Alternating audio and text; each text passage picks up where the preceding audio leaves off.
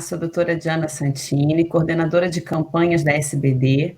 Estamos aqui no Diabetes Play para bater um papo sobre os diversos tipos de diabetes. E para conversar conosco, temos a doutora Andréa Gleiser, que é médica assistente do Serviço de Endocrinologia e Metabologia do Hospital de São Paulo, da USP, médica do Corpo Clínico do Hospital Albert Einstein, é doutora e pós-doutora pela Faculdade de Medicina da USP e pesquisadora do LIM 25 da USP.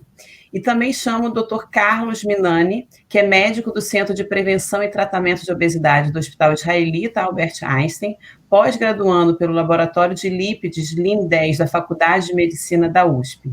Dr. Carlos. Olá, tudo bem? Tudo bom. Você pode fazer uma breve introdução sobre os tipos de diabetes? Porque eu acho que todo mundo conhece, né, o diabetes tipo 1, o diabetes tipo 2, o diabetes gestacional e depois tem outros, né? Que outros todos diabetes que tem? Porque parece que é uma lista muito grande e talvez seja importante a gente esclarecer para os profissionais de saúde algumas particularidades de cada tipo específico, né, para que a gente consiga fazer o adequado reconhecimento e o tratamento direcionado para determinado tipo específico.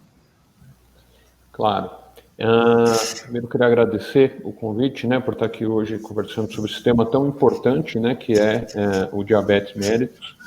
A gente sabe que, lógico, a maior parte das pessoas vão possuir um diagnóstico, né, muito mais comum, o diagnóstico de diabetes mellitus tipo 2, que é aquele diabetes relacionado aí ao estilo de vida, ao sedentarismo, à obesidade, mas não podemos esquecer outros tipos, né, como o tipo 1, e a gente vai falar um pouquinho mais sobre ele, que tem um caráter autoimune, o diabetes gestacional, e esses outros tipos específicos que estão relacionados a doenças genéticas ou outras doenças endócrinas, ou mesmo induzido por medicamentos, né, e que se a gente não lembrar deles e caracterizar tudo como diabetes tipo 2, que é o mais comum, muitas vezes a gente não vai oferecer o melhor tratamento para o paciente ou conseguir corrigir de um modo mais adequado, com uma medicação mais específica, como a gente vai conversar aí sobre alguns dos tipos.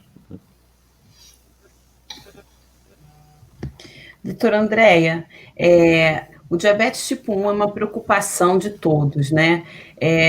Agora, a gente vê e observa uma apresentação um pouco diferente em determinadas fases da vida, né? Na criança, no adolescente, no adulto. Quais seriam esses estágios do diabetes?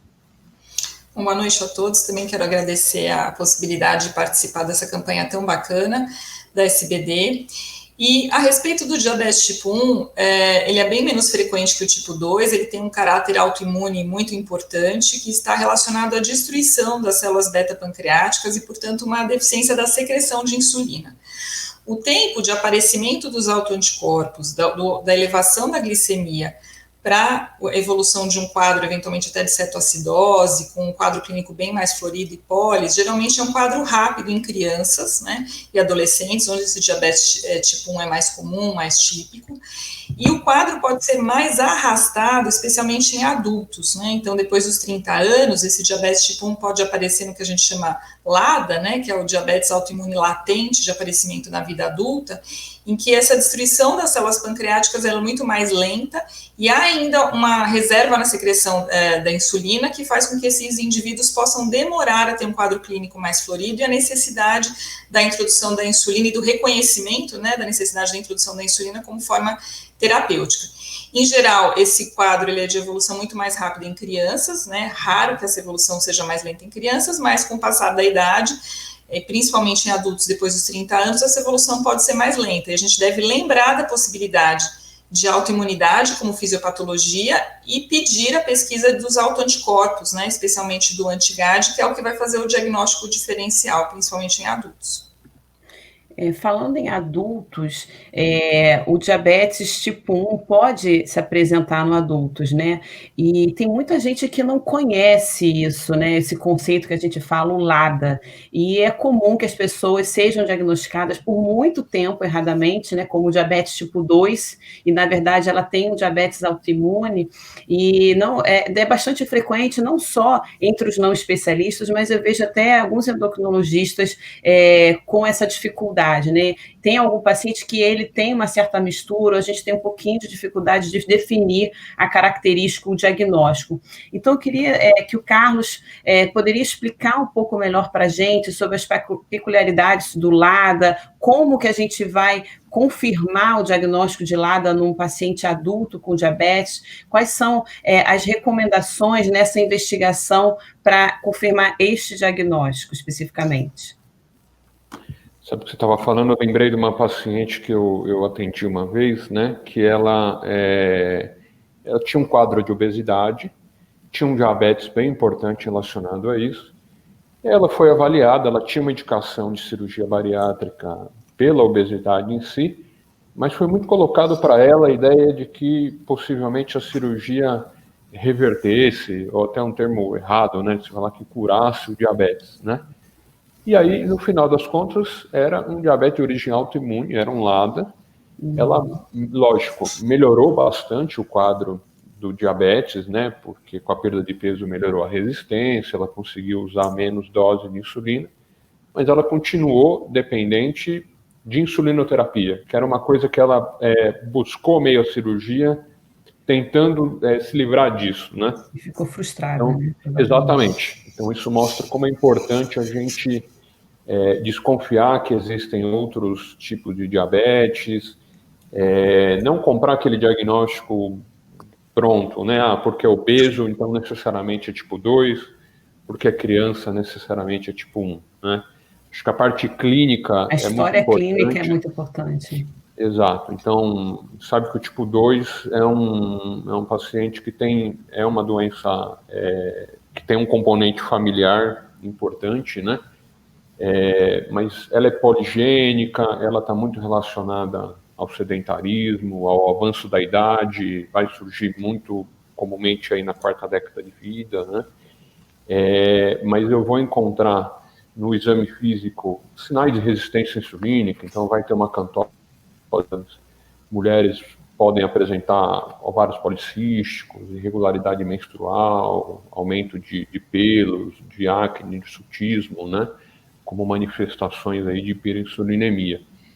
É importante a gente lembrar que uma mulher que tenha tido diabetes gestacional, por exemplo, ela tem muito mais risco de desenvolver diabetes ao longo da vida depois, né? Mesmo sabendo que o diabetes gestacional é uma condição transitória ali pelos aumentos de hormônios placentários, é tudo mais glicêmico, mas ela vai carregar depois, se ela teve isso durante a gestação, um risco aumentado. Então a gente perguntar, muitas vezes a gestação já tem bastante tempo, né? E ela não lembra mais, ou não, se a gente não pergunta ativamente, ela não menciona isso. Mas é importante caracterizar isso na história. E aí, focando um pouquinho mais na sua pergunta, né, do lado. O diabetes tipo 2 é uma coisa que a gente entende como uma coisa de um caráter mais insidioso. Geralmente a gente não vai encontrar o paciente apresentando, por exemplo, cetoacidose no diagnóstico, não é tão comum ver aqueles sintomas de polidípsia, poliúria, perda de peso, de um modo tão rápido quanto a gente vai ver no paciente que tem um quadro autoimune, né? Como a gente mais comumente vê no paciente diabetes tipo 1, também pode acontecer no diabetes tipo, no LADA, né? A Andrea até comentou um pouquinho que o LADA depende do diagnóstico, ele tem uma autoimunidade, né? Então, embora ele seja com início mais lento e num indivíduo mais velho, mas a gente vai dosar um anticorpo e geralmente vai encontrar, né? Quer falar um pouquinho mais disso, André? E isso é importante, até que você comentou, porque a pessoa tem uma expectativa, né? Se você definir essa autoimunidade, faz toda a diferença para o prognóstico, né? Da pessoa. Assim, porque por mais que no início você possa até controlar com medicamentos orais, você tem um prognóstico muito bem estabelecido no diabetes autoimune, como você colocou nessa paciente. Você vai precisar usar insulina. Então, isso pode gerar uma frustração muito grande no paciente. Então, você explicar para ele, olha, seu diabetes é autoimune, por enquanto, está dando para a gente controlar com medicamentos, junto ou sem insulina, mas pode ser que você tenha uma grande chance de acabar não conseguindo ficar sem insulina, né? Uhum. E eu acho que vale a pena falar, já que o Carlos deu essa deixa, a gente investigar a história pessoal e familiar de autoimunidade, né? Acho que isso é uma dica também. E a dosagem do peptídeo C também ajuda, né? A gente sabe que esses pacientes com LADA, eles têm uma certa reserva pancreática, eles não abrem um quadro como um tipo 1 clássico, daí a dificuldade do diagnóstico, mas essa reserva pancreática vai se perdendo ao longo do tempo, mais rápido que no paciente com tipo 2. Muitas vezes o paciente com tipo 1 pode não ter uma síndrome metabólica tão florida, né? E a gente vai perceber através das dosagens mais baixas de peptídeo C, analisando com a glicemia, que essa reserva pancreática está se esgotando. E aí eu acho que isso que você comentou, Diana, é bem importante, de avisar até o paciente, mesmo que você controle por um certo período de tempo com medicações via oral, mas você sabe que ele tem autoanticorpos positivos e pode evoluir para a necessidade de insulina, que ele esteja preparado, porque isso pode acontecer depois de um quadro de estresse, de infecção. Exatamente. Então ele precisa estar preparado para esse momento, acessar o médico e para que isso ocorra da melhor forma possível. E às vezes o paciente você não consegue confirmar com anticorpos, né? Isso também é um outro problema, principalmente quando a gente fala de serviço público, nem sempre está disponível, ou até mesmo porque o paciente em algum momento pode negativar o anticorpo e você pegou ele num estágio que você não detecta mais. E aí eu acho que fica um pouco mais difícil da gente convencer o paciente de que ele tem uma doença autoimune, né? E que realmente assim, o comportamento ele é um pouquinho diferente, enfim, são algumas particularidades, né, do diagnóstico de diabetes. E falando de diagnóstico de diabetes, assim, eu queria perguntar para o Carlos, existe diferença no diagnóstico de diabetes? O diagnóstico é o mesmo para todos os tipos de diabetes? Explica um pouquinho isso. O diagnóstico hoje para o diabetes, né, a gente pode utilizar a glicemia de jejum, a hemoglobina glicada e também a curva glicêmica, né, que vai estar indicada, por exemplo, se eu tiver uma dúvida com relação à glicemia de jejum ou à hemoglobina glicada, aquele indivíduo que está num quadro de pré-diabetes, né. Importante lembrar que a gente não deve pedir curva glicêmica, né, para aquele paciente que já tenha um diagnóstico feito, né. Eu recentemente vi também um caso... Ele é um risco desnecessário do açúcar. Exato, né? O paciente tinha uma glicada de 7 e estava dando entrada para fazer uma curva glicêmica, né? A hemoglobina glicada já era suficiente, se eu tivesse dúvida que ela pudesse ter alguma falha, eu posso repetir aquele método, né? E o próprio jejum, né? A própria glicemia de jejum também, né? Exato. Já tem dois, né? Glicemia de jejum com a glicada. Exatamente. A gente expor o paciente a uma sobrecarga de glicose e aí ele vai cursar com uma hiperglicemia importante, né? Acaba sendo, além de não ser necessário, é iatrogênico, né? Mas se eu tiver uma glicemia de jejum acima de 126, repetida e confirmada, ou uma hemoglobina glicada acima de 6,5, ou eu fiz um teste com tolerância oral de 85 gramas, né, e esse paciente na segunda hora cursou com uma glicemia acima de 200, né, miligramas por decilitro, a gente pode confirmar o diagnóstico de diabetes.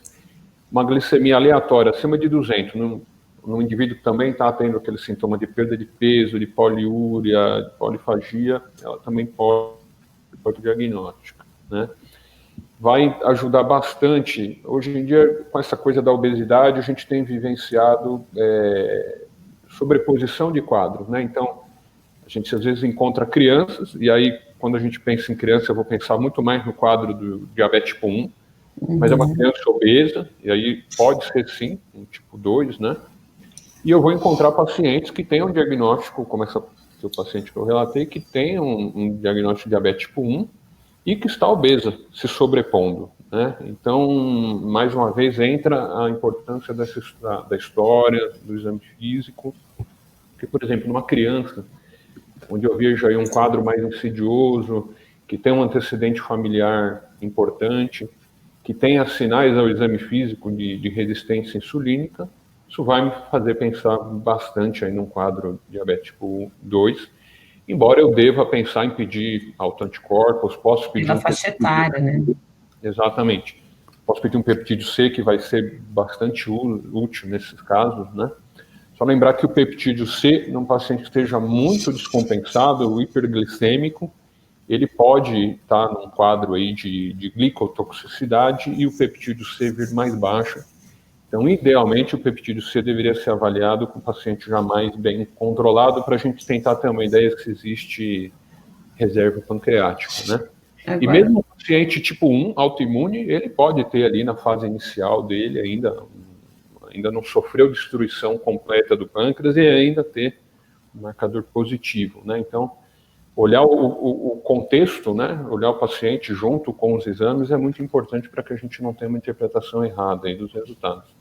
Agora você falou sobre fator de risco, né, de investigar, que às vezes se mistura, e hoje a gente tem uma estatística mundial muito preocupante, assim, que metade dos pacientes diabéticos não sabe que tem a doença. E a gente não está diagnosticando corretamente. Essas pessoas ficam 5, 6, às vezes até 10 anos com diabetes, sem saber que tem diabetes, aí quando vai descobrir, ela já está numa fase mais avançada, já tem algum grau de complicação. Então, acho que é muito importante a gente reforçar aqueles pacientes que precisam ser investigados, né? Quem precisa fazer o screening para diabetes e a gente buscar esse diagnóstico ativamente para que a gente mude essa estatística e a história natural do diabetes. A gente, de modo geral, recomendou o screening a partir dos 45 anos, né? Mas hoje entende-se que mesmo antes disso, se a pessoa tiver um quadro de sobrepeso, de obesidade, ele é um hipertenso, ou ele tem um antecedente familiar muito importante, uma mulher que teve uma diabetes estacional, ou se tem um ovário policístico associado, a gente já pode sim, nesses casos, fazer uma avaliação, né, mais precoce, e aí, caso negativo, pensar em repetir a cada 5 anos, ou se tiver um ganho de peso muito importante, eu posso até avaliar antes disso, para que a gente consiga ser precoce e já instituir mudança do estilo de vida, orientação nutricional, atividade física, e todas aquelas medidas que a gente sabe que são importantes para a prevenção, né? E o pré-diabetes? Qual é o papel desse diagnóstico, assim, desse conceito pré-diabetes, né? Por que a gente fala dele? Eu recebo muitos pacientes hoje, né, que o valor da glicemia vem escrito normal até 99, e aí ele está com 98 e ele vem muito preocupado, né, porque ele fala, eu estou na beirada já, né. E aí eu tenho que explicar, justamente acho que a ideia é que diabetes é com 126 de glicemia de jejum, né, mas se percebeu que ali entre 100 e 125, a gente já está passando por uma fase onde eu estou tendo já uma resistência insulínica, eu estou tendo alguns sinais que, se a gente não fizer alguma coisa, esse paciente ele vai evoluir no futuro com risco aumentado de diabetes, né? Então, é um momento para eu já olhar e falar assim, como é que eu vou traçar estratégias preventivas para que a gente não encontre esse diabetes à frente, né? Então, isso vai valer para a glicemia de jejum entre 100 e 125, vai valer para a glicada entre 5,7 e o 6,4, né? E vai valer para aquele indivíduo que fez a curva glicêmica e ficou ali entre os 140 e os 199, seria uma intolerância à glicose, né?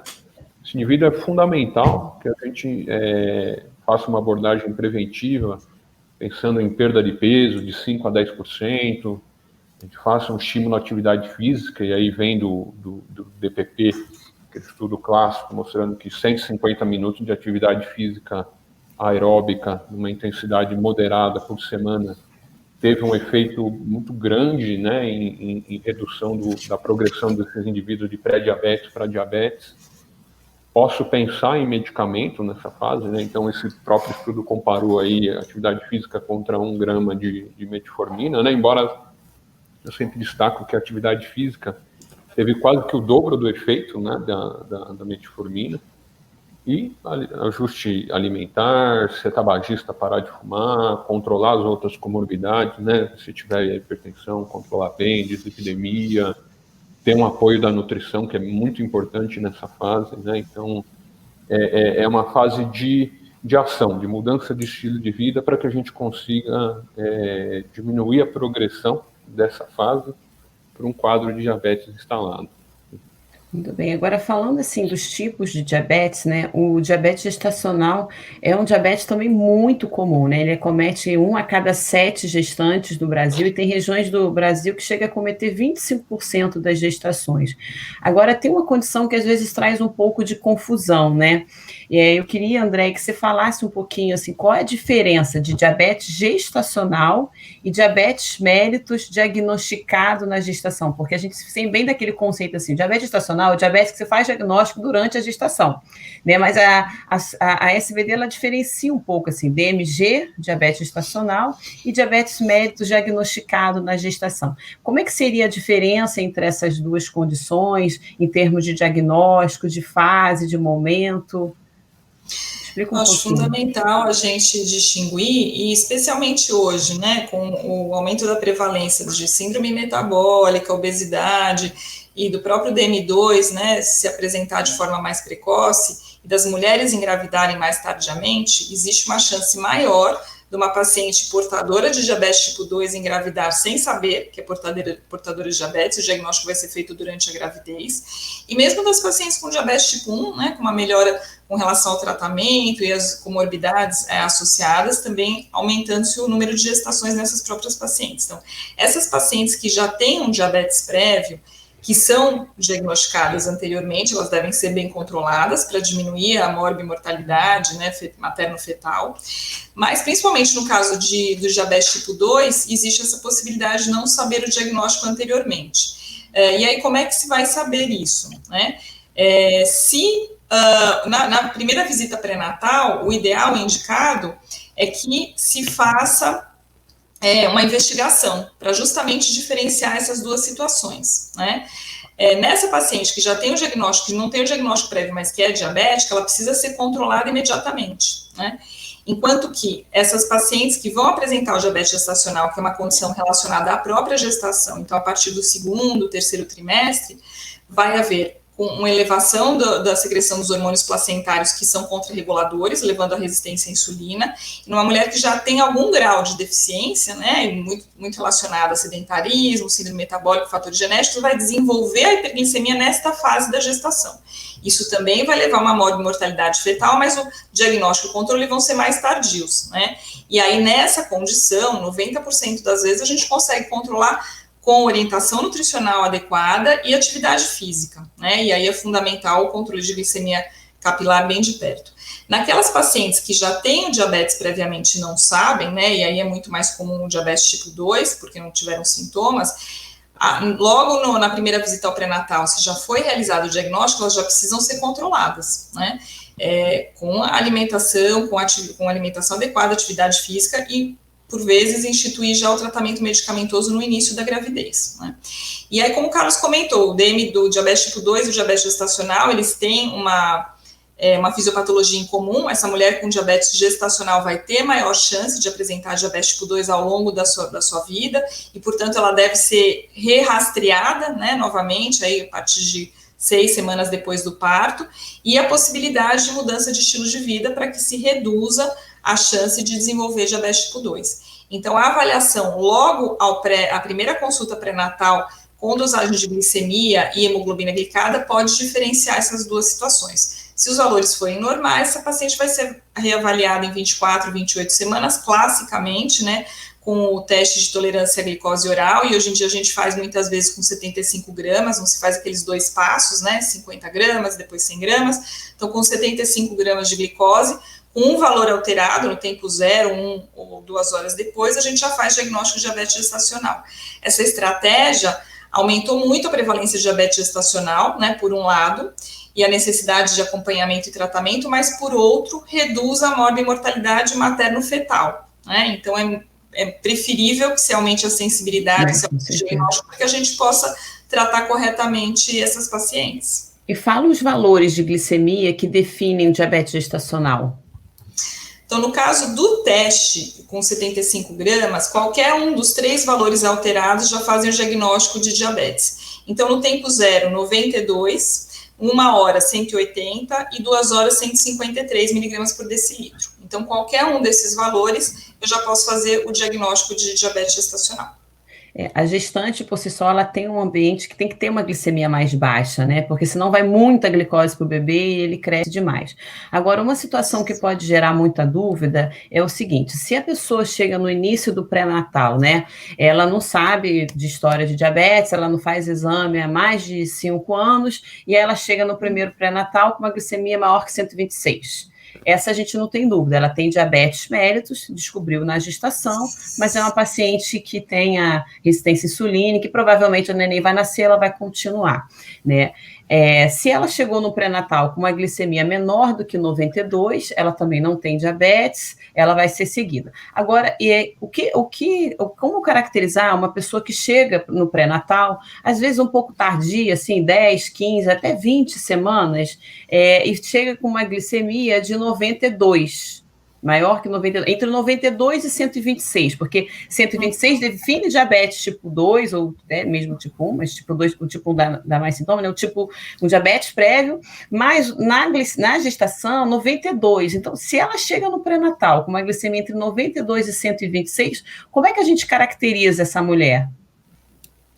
Essa mulher tem uma grande chance de desenvolver o diabetes gestacional, propriamente dito, né? Porque ela já tem o que a gente chama de pré-diabetes. Então, do ponto de vista prático, ela deve ser tratada com orientação nutricional e atividade física como uma paciente portadora de diabetes. E aí, se acompanhasse, os níveis de glicemia capilares vão normalizar. Eles podem normalizar nesse início de gravidez e voltarem a se elevar depois, né? Depois de 24, 28 semanas. Ou não, de qualquer forma, retestar, né, com 24, 28 semanas. Retestar com 24, 28 semanas, porque é muito importante esse diagnóstico, até para você poder reavaliar a paciente depois que o bebê nasceu e tem esse histórico, com uma chance maior de desenvolver diabetes tipo 2. Mas nessa situação em que é um valor intermediário, ela deve ser orientada com mudanças de estilo de vida e ser acompanhada proximamente. Muito bem. Doutor Carlos, você comentou no início da apresentação, né? Foi um dos primeiros tipos que você comentou sobre o diabetes genético, né? Aquele diabetes que tem mutações. Como é que caracteriza esse diabético, né? Como que a gente define o diabetes que tem a mutação, como você comentou? Existem vários tipos, né? Quando a gente fala de diabetes tipo 2, por exemplo, a gente está falando de uma coisa poligênica, né? Então, eu tenho vários genes envolvidos, me levando aquele indivíduo a ter uma predisposição, e a predisposição dele, junto com o ambiente, então, sedentarismo, obesidade, isso que a gente já falou, vai propiciar com que ele desenvolva aí o quadro. Agora, existem pessoas que existe uma alteração genética pontual, né? Então a gente vai chamar isso de monogênico. É um único gene, eu consigo identificar esse gene no MOD, né? Que talvez seja o mais importante desse quadro. Na verdade, quando a gente está colocando o MOD, eu estou agrupando várias alterações genéticas num grupo só, mas são vários tipos, né? E eles podem corresponder, se tem alguns estudos que mostram que até 1 a 2% dos diabéticos que a gente entende por diabetes tipo 2, por exemplo, possam, na verdade, ser MOD. Isso varia conforme a população de cada país, mas conforme tem se tornado mais disponível, né, os testes hoje em dia, a gente tem cada vez, não só tendo o teste disponível, mas pessoas que pensem no diagnóstico e solicitem o exame, né? Isso tem se tornado cada vez mais comum. MOD é uma sigla, né? Então, na verdade, ele está querendo dizer que é um quadro num indivíduo jovem. Geralmente, a gente vai ver um acometimento antes dos 25 anos de idade, né? Ele geralmente é um indivíduo sem história de obesidade, pode ou não ter, mas geralmente não tem, que é a pessoa mais jovem. Se eu pesquisar anticorpos, eles virão negativos, né? Por ser uma doença autossômica dominante. Realmente a gente tem um acometimento de 2 gerações, pelo menos, então o pai tem, o avô tem, né? Pelo menos duas gerações diferentes acometidas. E se a gente fizer um teste genético, a gente consegue identificar uma mutação ali pontual. Inclusive, existem hoje em laboratórios principais a possibilidade de você pedir um painel, e aí o painel avalia vários tipos de mutação, ou você pedir especificamente a mutação para o MOD3, que dentre os tipos de MOD é o mais comum, né? Pode corresponder aí a 50%, 65% do diagnóstico de MOD. Por que é interessante a gente saber isso? Primeiro, até para aconselhamento genético, né? Se conseguir orientar melhor esse indivíduo. Segundo, porque o diagnóstico de tipo 3, o MOD 3 e o MOD 1 são alterações que respondem bem especificamente a um tipo de medicamento, que são as sulfonilureias, né, como a gliflazida, por exemplo, né? E o MOD 2, que é uma mutação da GCK, né, que a gente fala que é uma alteração no set point, é um indivíduo que, enquanto a maioria de nós está calibrado para viver ali em torno do, vou chutar aqui, 99, ele está calibrado um pouquinho para cima, para 105, então geralmente um indivíduo que tem uma alteração de glicemia leve, que não progride ao longo da vida, inclusive ela já é encontrada logo na infância, né? E que muito provavelmente não vai causar nenhum tipo de complicação ao longo da vida, que pode ser tratado muito bem com atividade física e orientação nutricional, né? Ao passo que o tipo 1 e o tipo 3, se não forem tratados, eles podem progredir ao longo da vida. Inclusive, a tendência é que piore com o passar do tempo e eles podem sim ter complicações. Então, eles precisam ser adequadamente tratados, mas eles vão responder muito bem especificamente a sulfonilureia. Então, isso vale o tratamento. Às vezes, é uma pessoa que está com dose alta de insulina e metformina e vários outros antidiabéticos, e aí você faz o diagnóstico, após a suspeita, você dá o remédio e ele tem uma melhora desproporcional àquilo tudo que ele estava tomando, né? No MOD 2, que é o da GCK, embora ele não seja, não necessite, né, usar medicamento necessariamente, mas ele é muito importante porque na mulher, especialmente durante a gestação, se a criança não tiver a mesma mutação, embora para a mãe aquela hiperglicemia não é suficiente para causar nenhum tipo de complicação, mas para a criança pode ser suficiente para gerar aí macrosomia, polidrâmino, e se comportar como um diabetes normalmente, né? Se a criança também tiver, ambas estão ali no mesmo set point, isso não teria problema. Mas isso nem sempre é uma coisa fácil, né, de descobrir. Então, nesse caso, né, é um momento da fase da mulher com MOD 2 onde o controle glicêmico precisa ser mais intensivo. E você vê como é importante a medicina de precisão, né? Esse é um tipo de situação que hoje a gente já tem a forma de detectar o tipo de mutação genética e que se você sabe a mutação, você direciona para o tratamento correto, você não fica errando, porque o que a gente vê ainda na prática clínica, essas pessoas nem sequer são diagnosticadas como MOD e muito menos ao tipo genético, e fica quase que uma tentativa e erro, né? Tenta o remédio, vê se controla, ela não responde bem a DPP-4, aí você tenta, também não responde, quer dizer, ela não responde a maioria das medicações, e principalmente a primeira medicação que a gente acaba usando em todos os diabetes, que é a metformina, nesse caso aqui, ela não faz diferença, e você vê os pacientes com MOD usando metformina, começa o remédio, a glicemia está lá, 130, 120 de jejum, não cai nada, né? Esse é um grande exemplo, eu acho que esse vai ser o futuro da ciência, né? Daqui a alguns anos, que a gente consiga ter a precisão e o tratamento direcionado para essa precisão. E aí, falando ainda... Só lembrando um detalhe, né? Uma coisa que talvez é uma dica para a gente pensar no MOD 3, 1, né? Isso que tem uma deficiência aí na secreção de insulina, é que eles não têm tanta resistência à insulina, né? Como eu esperaria no diabetes tipo 2. Aquela coisa de acantose... Ele pode até ter um pouquinho de peso, né? Mas aí, como qualquer pessoa, mas não tem... Mas não é uma regra como a gente vê no diabetes relacionado à obesidade, né? Então isso deve levantar a pulga ali e falar assim, poxa, será que eu não estou frente a um quadro genético? Eu acho que Exatamente. tanto o MOD quanto o LADA, se a gente não pensa, a gente nunca faz diagnóstico. Então, você sempre vai ter Exatamente. que abordar o paciente, perguntar sobre a história familiar, né, com aquela pulga atrás da orelha. Será que, né, buscar ativamente, será que não pode ser? Porque senão a gente não faz diagnóstico. Vai E tudo para na diabetes verdade, tipo assim, 2, a uma coisa classificação tipo. do diabetes, ela é clínica, né? A classificação de todos os tipos, se a gente parar para olhar, ela é clínica, assim. E o MOD, ele não preenche a clínica daqueles outros tipos tradicionais, né? Então, Sim. eu acho que o laboratório, ele confirma, né? Dá o, a palavra final, mas fundamentalmente, assim, eu vejo, meus alunos às vezes perguntam, mas, gente, o diagnóstico é clínico. Você colhe uma boa história, entenda o perfil do paciente como um todo e você vai conseguir, na grande maioria das vezes, caracterizar o tipo de diabetes. E a gente ainda tem, assim, os vários fenótipos de diabetes, né?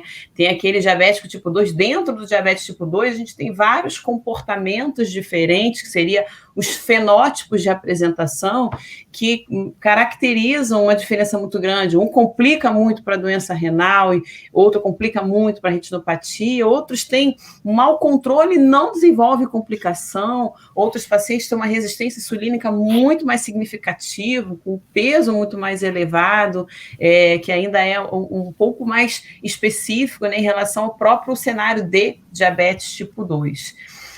Agora, Andréia, assim, dentre as outras causas de diabetes, né, a gente tem as doenças do pâncreas. E as doenças, né, assim, outras doenças sistêmicas que cursam como manifestação clínica a hiperglicemia, e o diabetes faz parte da síndrome de manifestação dessas doenças, né? Eu queria que você falasse, comentasse um pouquinho sobre as doenças que acometem o pâncreas, né? Como o diabetes tipo 3C, que eu acho que também pouco a gente ouve falar sobre esse diabetes tipo 3C, porque a gente também tem o diabetes tipo 3, né? Do idoso, do Alzheimer, né? Fala um pouquinho sobre isso. Eu acho que o nome talvez não tenha pegado muito, né? A gente não ouve muito mesmo se falar em diabetes tipo 3C, e também é uma outra causa que a gente tem que pensar para fazer o diagnóstico e colher uma boa história clínica. Então, esse é o diabetes que está relacionado a doenças pancreáticas que acometem também a porção exócrina do pâncreas, né? Então, quais são essas doenças, né? Pancreatites, né? Tanto agudas quanto crônicas, paciente que tem uma pancreatectomia cirúrgica ou pós-trauma, paciente que tem uma doença que acomete o pâncreas especificamente, aí, falando uma doença rara, especificamente a fibrose cística, né? Então, crianças e adolescentes com fibrose cística devem ser avaliados periodicamente de forma ativa na busca do diagnóstico de diabetes tipo 1, 20% das crianças com fibrose cística têm, 40% dos adultos. Dentre as outras doenças pancreáticas, a própria hemocromatose, né? Então, a gente deve lembrar a respeito disso no perfil de ferro do paciente, a ferritina elevada, o paciente que tem uma coloração de pele diferente. A hemocromatose pode acometer outras glândulas também, então pensar nessa possibilidade com história familiar. Pancreatite secundárias a doenças por cálculo, doenças outras genéticas e a própria neoplasia, né? Acho que isso é importante a gente falar da relação entre diabetes e câncer de pâncreas, né? Então a gente sabe que os pacientes com diabetes têm um maior risco de desenvolver câncer de pâncreas, adenocarcinoma, né? Isso vários estudos demonstraram que ao longo dos anos isso é uma situação. E a outra situação é aquele paciente que apresenta um diabetes relacionado logo ao aparecimento do câncer de pâncreas. Então, a gente também é uma situação que a gente deve lembrar do ponto de vista clínico, porque senão a gente não faz diagnóstico, aquele paciente que não tem uma história familiar importante, é um paciente de meia idade, que tem um diabetes recente, de difícil controle, e tem sinais de uma síndrome consumptiva, por exemplo, né, que não podem ser explicados não só pela hiperglicemia. Então, o paciente pode ter o diabetes como manifestação do adenocarcinoma pancreático. Né?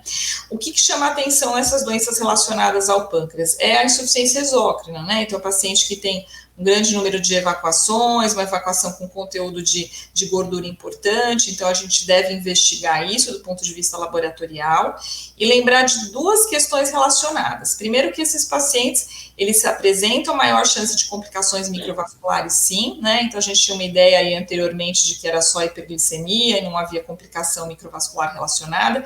Existe, então eles precisam ser bem tratados com alvo de glicemia glicada, né? Em geral, eles precisam de altas doses de insulina, por um lado, e por outro, eles têm um risco de desenvolvimento de hipoglicemia de mais difícil tratamento, né? Por conta da deficiência do glucagon. Então, são pacientes de difícil manejo, né? Então, a partir do momento que a gente pensa nessa possibilidade, investiga e acha a causa, lembrar que é um paciente que deve ter um manejo com um cuidado maior com relação ao tratamento para que haja um controle, e também ele deve ser orientado com relação ao manejo da hipoglicemia, que também é de mais difícil tratamento e mais frequente. A gente já tem aprovação no Brasil para o dual pump, né, que é a bomba de duplo hormônios, que é insulina e glucagon para o diabetes tipo 1, mas eu acho que um dos pacientes que mais vão se beneficiar dessa bomba duplamente hormonal são os pacientes com doenças pancreáticas, né? Porque aqui, no caso, a deficiência do glucagon, ela é muito importante para a manifestação clínica, né? O diabetes tipo 1, ele tem uma deficiência na sinalização para o glucagon, e esse não, ele tem também, além disso, a própria diminuição dos níveis de glucagon pelo comprometimento pancreático, né? E realmente são os pacientes mais difíceis o manuseio. E em relação às endocrinopatias, né, as outras doenças onde o diabetes é também uma das manifestações clínicas. Então, acho que isso também é importante a gente lembrar, né, como endocrinologistas aí gerais, que o diabetes pode fazer parte de um quadro clínico mais amplo e ser secundário a uma outra endocrinopatia. E muitas vezes o paciente também é taxado como portador de diabetes tipo 2 e demora anos para o diagnóstico de doenças mais raras e específicas, né? Então, por exemplo, na acromegalia, né, por conta da hipersecreção de GH, elevação de GH e GF1, muitas vezes levam à hiperglicemia e ao desenvolvimento de diabetes. A própria síndrome de Cushing, né, o paciente vai ter outros comemorativos também, então não é que a gente vai investigar a síndrome de Cushing e acromegalia em todos os pacientes com diabetes, mas a gente deve lembrar disso, então a gente em geral tem um quadro clínico muito sugestivo no caso do Cushing, e são duas doenças também com uma morbimortalidade elevada, que em geral o diagnóstico é muito tardio, né. A gente tem algumas outras situações de tumores neuroendócrinos do pâncreas, que por conta de hipersecreção hormonal levam à resistência à insulina, então, por exemplo, glucagonoma, somatostatinoma, né, que são doenças raras, que a gente vai pensar naqueles pacientes que têm uma diarreia, na investigação de diarreia crônica, que eventualmente tem uma lesão pancreática. A gente deve lembrar uma situação mais frequente, que é o hipertiroidismo, né, que a gente vai fazer o diagnóstico por um quadro clínico mais florido relacionado, principalmente no caso do Graves, né, exoftalmopatia, ao tremor das mãos, aquele paciente metabólico, hipermetabólico, com perda de peso, com aumento de frequência cardíaca, e aí a gente lembra mais disso, e que nesse paciente com diagnóstico de hipertireoidismo, se tiver uma glicemia elevada, pode ser secundário ao quadro da disfunção tiroidiana, que depois do controle isso pode apresentar uma melhora. E finalmente também acho que relacionado a uma outra doença que tem se diagnosticado cada vez mais vezes, que é a aldosteronoma, né, que é uma causa de hiperaldosteronismo primário, que está bem relacionada a aumento de mortalidade cardiovascular e a síndrome metabólica, né? Então, nesses pacientes que a gente deve investigar alguns critérios, né, hipertensão de difícil controle, ou na presença de hipocalemia ou história familiar, esse paciente, ele tem um perfil de síndrome metabólica associado, ele pode ter um quadro de hiperglicemia relacionado, e muitas vezes com o tratamento da doença primária, ele pode apresentar melhora dos níveis de hiperglicemia também. Então, lembrar, além de olhar a glicemia, que essa característica, né, do diabetes pode fazer parte de uma outra síndrome, que não contempla só a hiperglicemia, mas sim uma doença sistêmica, que deve ser diagnosticada para ser tratada adequadamente. Agora, eu vejo muito no hospital, né, o paciente se apresentar com hiperglicemia. E eu sei que no Einstein, aí vocês têm protocolos, isso é muito bem conduzido, né? Agora, não é a realidade da maior parte dos países, né? E a gente ainda tem essa condição aí, que é a hiperglicemia hospitalar, que por mais que o paciente não tenha diabetes, mas ele apresenta uma hiperglicemia naquele momento. E ele precisa ser tratado com o mesmo grau de importância e medidas e controle insulina como uma pessoa com diabetes. E a medicação que a gente sabe assim, que mais leva à hiperglicemia, que a gente usa tanto dentro quanto fora do hospital, é o corticoide, né?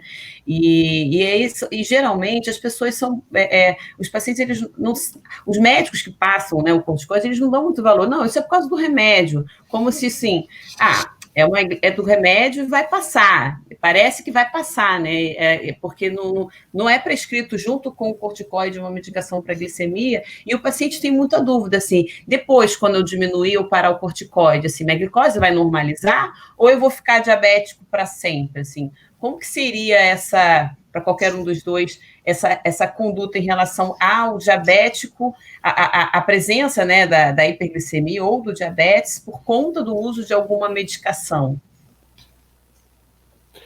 Bom, a gente sabe que uma série de medicamentos, né, podem provocar hiperglicemia, né? O glicocorticoide é, sem dúvida, o que a gente mais observa, talvez até por ser mais comum na prática clínica, né?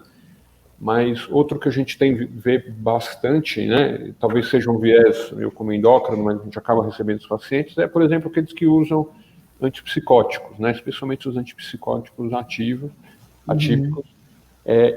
Inclusive, existe uma recomendação para quem usa o antipsicótico atípico que faça uma avaliação do paciente depois de 1 mês, 2 e 3 meses, e de repente solicite um perfil laboratorial com 90 dias após a administração da medicação. A gente sabe que, embora a hiperglicemia possa ocorrer mesmo com mais tempo de uso, na maioria dos pacientes, no caso dos antipsicóticos, isso vai acontecer ali nos primeiros 6 meses. No caso do corticoide, não, a gente sabe que vai aumentar, isso, lógico, está muito relacionado à dose, né? Então, quanto maior a dose, pior vai ser. Mas se o paciente já tem ali um quadro de uma glicemia mais...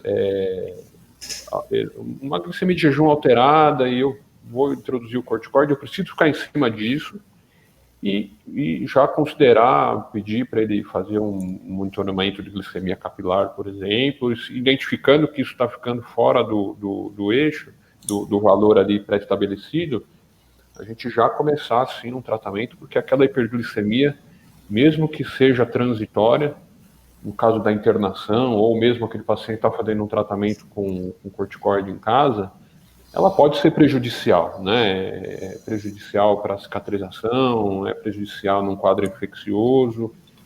E o corticoide, ele pode, uma vez que o paciente pare a utilização, lógico, a glicemia tende a melhorar, mas ele pode ter perdido massa magra, ele faz aquela deposição de gordura, especialmente a gordura mais centrípeta.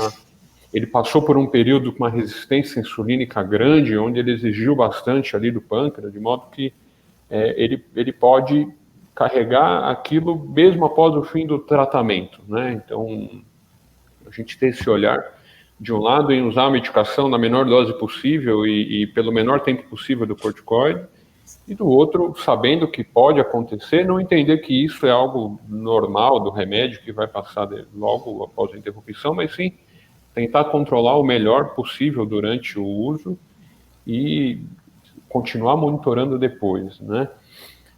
Outros medicamentos que a gente sabe que tem um efeito muito grande sobre a glicemia, aumentando muito essa parte de resistência, são os antirretrovirais em pacientes com tratamento para HIV, pacientes que estão fazendo tratamento para hepatite, estão usando interferon, por exemplo, aumenta bastante a resistência, né? Inclusive o próprio interferon, que a gente sabe que pode desencadear aí quadros autoimunes, né? Mais recentemente a gente tem imunobiológicos que podem também desencadear quadros autoimunes. Eu, como endócrino, quando o paciente surge com aqueles nomes de imunobiológico terminando em imunomab, eu ponho lá no Google, porque a gente não consegue acompanhar a velocidade com que eles surgem, né?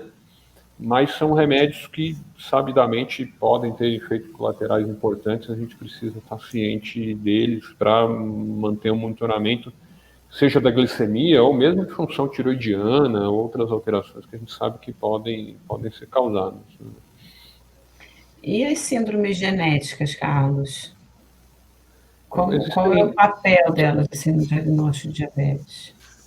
existem síndromes com uma maior, então a gente sabe que algumas síndromes genéticas, como por exemplo, síndrome de Down, síndrome de Turner, o próprio Klinefelter, pode ter um maior risco de desenvolver diabetes, né? Inclusive diabetes autoimune tipo 1.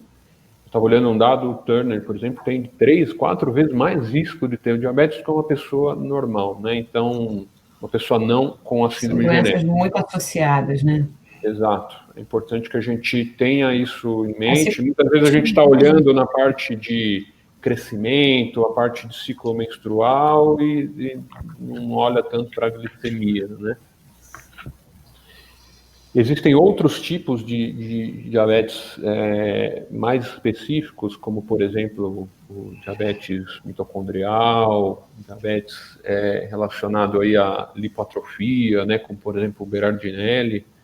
A gente sabe que são quadros muito mais raros, realmente apresentam manifestações já ao nascimento. Os pacientes geralmente vão sendo acompanhados desde a infância aí com um geneticista, né?